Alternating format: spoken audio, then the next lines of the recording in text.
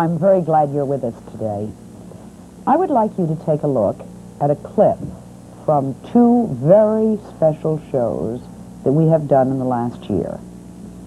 Now, both Jamie and Amy, the people you're going to see, had contracted AIDS. Both Jamie and Amy have recently died. I want you to watch the tape, and then we're going to tell you what we're going to do today. I was diagnosed as having AIDS in July of 1984. I remember what I said to the doctor at the time. I just said, that absolutely can't be. I'm one of the good guys. I have always felt like it's been my responsibility not only to prepare myself for my imminent death, but also to prepare the ones that I love for my death. That way it will be much easier for them. I am prepared for my death. I can honestly and openly look at you in the eyes and tell you that I am prepared. Everything is in order. I found out that I was pregnant on a Wednesday and was diagnosed with AIDS on Friday. I'm angry at this disease. I'm angry that so many beautiful young people are being wiped off this earth. So many lives that have real meaning and have real purpose. And mine happens to be one of those. And so I'm angry about that someone else may raise my son. This is not a gay disease.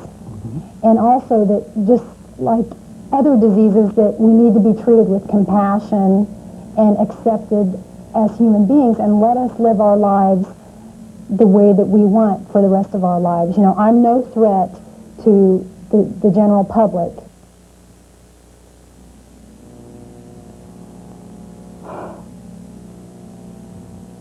Because these two people who've been on our show meant a great deal to us, because you really do get involved with them. And because they have recently passed away, we thought that it was extremely important that something be done. And we honestly, our whole staff felt that most people aren't aware of this monumental tragedy. What we're going to try and do on the show today is to convince you, if you are not already convinced, of what's going on here. And we've asked some very important people to help us. Now, this is Joe Bartlett Maxwell. Joe was Jamie's best friend.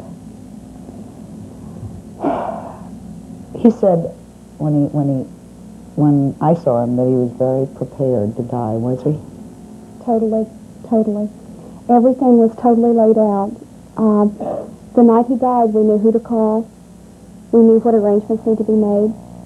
Within 36 hours, he was cremated. The following day, he was taken to the place of his birth per his request. His mom met us, and we left his ashes there. We had a memorial service. Everything was just, he had everything laid out. We were all prepared, and when he died, there was a loss and there was a joy. He had prepared us for the joy of his death. What do you mean, the joy of his death? I mean that he filled us so full of him before he died. And he was in such pain in the final weeks. And he was ready. And that can only, for those who loved him, that could only bring us to love him more, to release the love and to let him go. Is he angry? No, not at that point, no. He had surrendered. It made me so angry. And of course, so unprepared. Are you angry? I'm not angry now at Jamie's death. I'm angry because his lover Michael has now been diagnosed with AIDS. Jamie died October 1st, and Michael was diagnosed the 1st of November. We didn't have a rest. We didn't have a moment between. And we're back in it. And I don't think that people understand the severity of this disease. It's not happening to people 100 miles away. It's happening to our neighbors. It's happening to the strength of this country. It's happening to creative people who have not made their contribution to society yet. Jamie never knew that Michael... No. That was one of his biggest fears, that Michael would be diagnosed and they would be destitute. And Michael is very organized, and he has set his life up so that he's not going to be destitute. He's taking care of all that. Boy, he's like Jamie. Michael is on the phone with us. Michael, are you there? Yes, I'm here. I was terribly sorry to hear about Jamie. Thank you very much for the letter that he wrote to me, You're which more I than welcome. received posthumously. I'm terribly sorry about you. You're a teacher, aren't you? Yes, I am. Joe says that you're very organized now and you've got everything all set up. How do you feel, Michael? Well, right now, to tell you the truth, I feel great. I'm not angry at any particular person. I'm angry for a lot of the things that Amy and Jamie had mentioned on the show. I have the same angers, but I am not angry at any particular person. I just wish that something could be done about this disease, and I wish that the general public would, try to educate themselves so that ignorance would not prevail. Michael, I mean, it's senseless to say it, but is there anger toward Jamie? If you had not been Jamie's lover, there's a possibility that you might not have gotten AIDS, huh? No, there's no anger to him whatsoever, because that cannot be proven.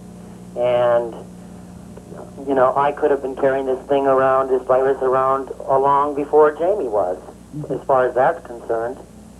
And so, no, there is no anger there whatsoever.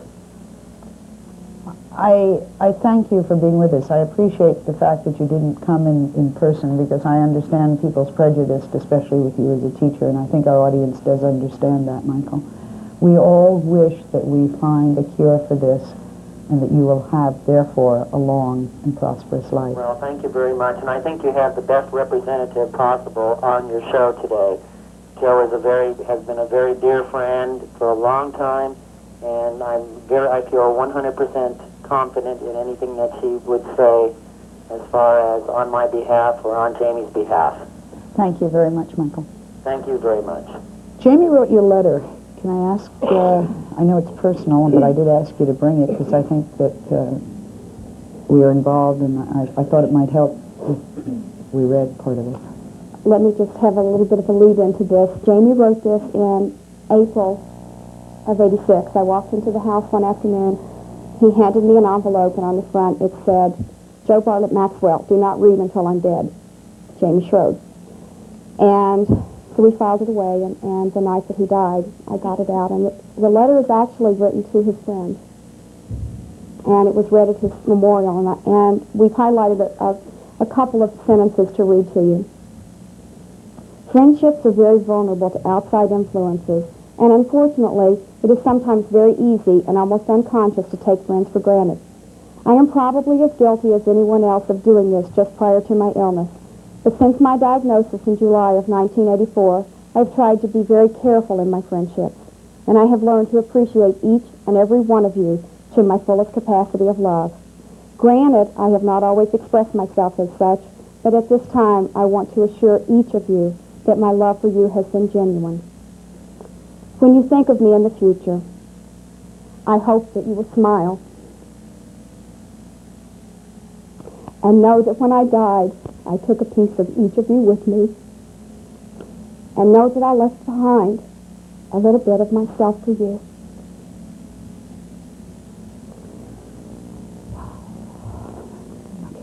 Just give me a second. I'm be all right. He prepared us. Okay.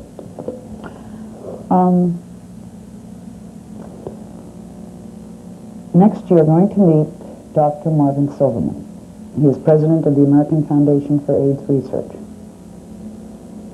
Dr. Silverman has said that there are over 1 million teenagers who are getting pregnant every year.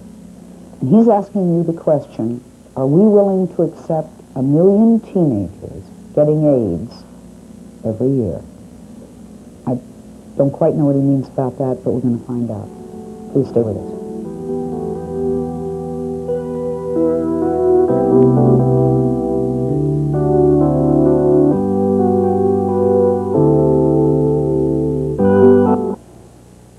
You know, you have to forgive me for that. I'm doing the best I can. I am not for whatever personal reasons, not in the hottest emotional shape, so I'm very emotional. But take a deep breath, and Joe will take a deep breath, and somehow or another we'll try to do what we set out to do in this program, which is to honor Amy and Jamie in the best way we know how. And to help us is Dr. A little louder, Sally. Dr. Marvin Silverman. Dr. Silverman, you made a statement that a million teenagers are going to get pregnant. Are we prepared to have 1 million teenagers die in a year? I don't see that. Well, not in a year. You don't get pregnant from riding on a bus, eating in a restaurant, sitting next to someone who might get you pregnant. It takes a sexual act. That is the mechanism, one of the major mechanisms by which AIDS is transmitted. It isn't transmitted the other ways. And as such, if people are getting pregnant, youngsters are getting pregnant at the tune of 1 million a year, and this virus keeps spreading, there's no reason to believe that at some point in time, the act which produces pregnancy will not also transmit the virus. And the reason I bring that up, and I think it was eloquently stated thus far, there are no risk groups anymore. We're talking about high-risk behavior. And our youth, who think they're invincible most of the time, who are beginning to experiment sexually, whether it's heterosexually or homosexually, if they don't understand that there are some risks involved, if they don't understand the means by which they can prevent being exposed in that intimate way, they could get infected. One of the people from the government said that this is worse than the Black Plague. I think it's going to be. I'm not one for hyperbole, really, but I think if we look at the fact that today there's over 30,000 people diagnosed, over 17,000 have died, about 250,000 have AIDS-related conditions, and probably 1 million to 2 million are infected. We're talking about something terrible. They've predicted by 1991 there'll be over 250,000 diagnosed with the disease, and if that isn't sobering enough, they're probably already infected today. So that if we could stop the spread tomorrow, there would probably be 250,000 people diagnosed by 1991. So you have, which is what we wanted to say to you, a major epidemic, which is not a gay issue. Huh? Absolutely not. The virus is indiscriminate. It doesn't care whether you're black or white, old or young, gay or straight. I've done some work in the chemical dependency field, and that is very prevalent. A lot of people that have chemical dependency are very concerned that we're using needles. But what I've been hearing from pharmacists lately is that there's a competition for finding a cure for AIDS, and that the Nobel Prize and a few other issues are at hand, like money. And that scares me, because that's not an issue to me. The issue is we have to find a cure, and to me, I feel that it's real important to get away from giving prizes for people that are trying to compete to find a cure. How close are we? And are people sabotaging other people's work to finding a solution to this problem? I understand her concern. But let me ask you something very, very quickly, because we're almost, it's just, we just had State of the Union speeches. There is no mention of this mass epidemic. Are we spending what we need to spend, or are we spending it on planes and bombs and ships and things like that? In a word, there is no national policy. For AIDS? For None. AIDS. None. There's bits and pieces. On the Nobel Prize, let me say that competition is good, and I want people to compete, whether they're competing for prizes, for money, to find a cure, and I'd like the cure yesterday instead of tomorrow. But the real issue is that with the State of the Union address and all the issues brought up, the thing that has been listed by the President and the administration as the #1 public health problem was not mentioned at all. My husband had a bypass operation a week ago today. They gave him over 4 pints of blood. Have I got anything to worry about? Very, very little, because they now test the blood. The risks are very, very small. I would like to know, what are some of the very first symptoms? Since, I don't know very much, but what are the very symptoms, and we have children, to look for? All right, the very first symptoms after you've been infected is a mononucleosis type of illness, like the flu. You feel real tired, may have a fever, may have a cough. That will clear up. Some people don't even notice that. If they move on to AIDS-related complex, which isn't AIDS yet, they'll have persistent, and that's the very important word, persistent night sweats, fever, weight loss, swollen glands, diarrhea, things like that. If they move on to AIDS, then they can have the signs of the Kaposi sarcoma, which is the cancer, which are flat, purplish brown spots, or they may have a severe pneumonia. And those are basically the signs and symptoms. I wanted to ask, has it been proven beyond any doubt that the only way of contracting AIDS is either sexually or through needles? Is there any way that it could be contracted, say, from food service, hand to mouth, and method like that? You'll rarely hear me or other physicians give absolutes. I think you have about as much chance of getting it that way as being struck by lightning. It's just, with all the thousands of cases, if it were spread that way, we'd see people in all other areas, very elderly, very young, who are totally unrelated with the AIDS issue, getting AIDS. It isn't spread by mosquitoes, it's not spread by insects, it's not spread by breathing in an elevator, drinking from the communion cup. That's not the way it's spread. Sex and drugs. In fact, one way to think about this is it's basically a disease of consenting adults and possibly, unfortunately, consenting youth. The doctor has brought with him a public service announcement. Now, I want to involve all of you in this by asking you to please watch your screen, and then we'll tell you what we want to know from you, okay? Every single day, AIDS kills all kinds of people, randomly. People like you, men and women, gay and straight, single and married, old and very young. But with your help, we can stop AIDS. Call 1-800-992-CURE to give to the American Foundation for AIDS Research. It's nobody's fault and everybody's problem. We want to ask you about that spot when we return.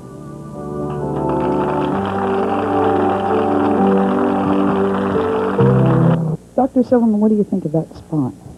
I think it's strong. I think it's very heavy. I think what the purpose that we produced that for was to get people's attention, to see, so that they'll understand that it's an indiscriminate virus and that it's nobody's fault but everybody's problem. Since this disease is spreading so rapidly, and especially among heterosexual couples, married people, I've heard that you're a sex partner for the last 10 years, and whoever that person slept with, you are in danger of contracting this disease. What do you think about the use of condoms? Don't you think that this is something that should be pushed? I mean, I think education is the answer.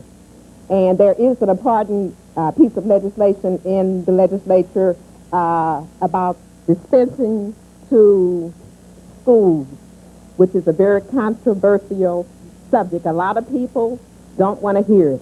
But let's face it, this is death. And I agree that with the rate of teenage pregnancy now, that it is something that is very much needed.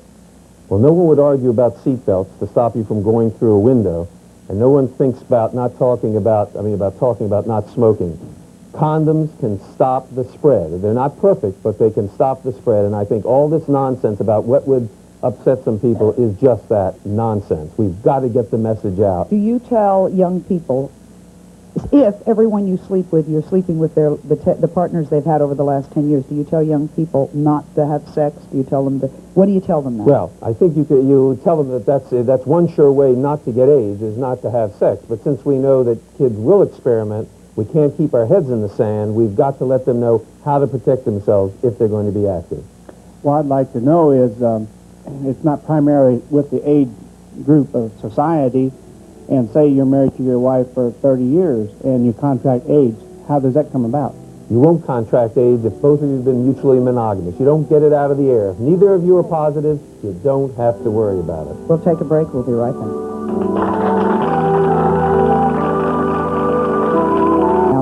To be a tribute and a memorial to Jamie and to Amy. We were not able to reach any of Amy's family because this is something that happened very recently.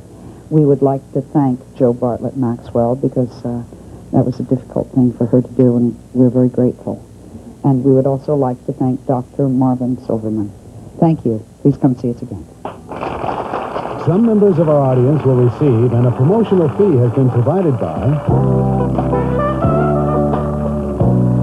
If you would like tickets to be in our studio audience, please give us a call at 314-444-5159.